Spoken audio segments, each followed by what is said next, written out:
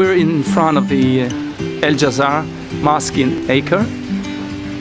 This is the guy who resisted the attack by Napoleon in the year 1799. According to the Muslim tradition, there is the box containing one of the hair from his beard, which they show to the people once a year after the Ramadan.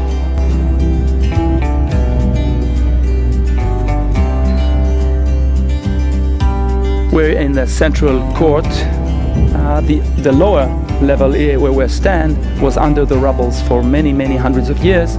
The upper level is where the prison used to be, and you can see the results of those amazing excavations which ended only recently.